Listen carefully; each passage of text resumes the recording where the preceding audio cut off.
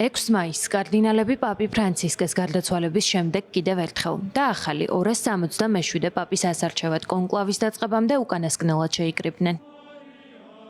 კონკლავი 7 მაისს იწყება. კარდინალებმა კათოლიკური ეკლესიის ახალ მეთაურს კენჭი უნდა უყარონ და შემდეგი პაპი აირჩიონ. 133 კარდინალი 70 სხვადასხვა ქვეყნიდან განსხვავებული შეხედულებებითა და მიდგომებით ყველაზე მნიშვნელოვანზე შეთანხმებულია.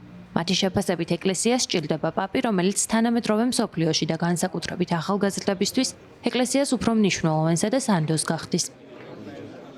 ეს კი ადვილი საქმე ნამდვილად არ არის. არაერთი სკანდალის შემდეგ, რომელმაც ბოლო წლებში მსოფლიოს ყურადღება მიიპყრო, კათოლიკური ეკლესიის რეპუტაცია მნიშვნელოვნად დაზიანდა.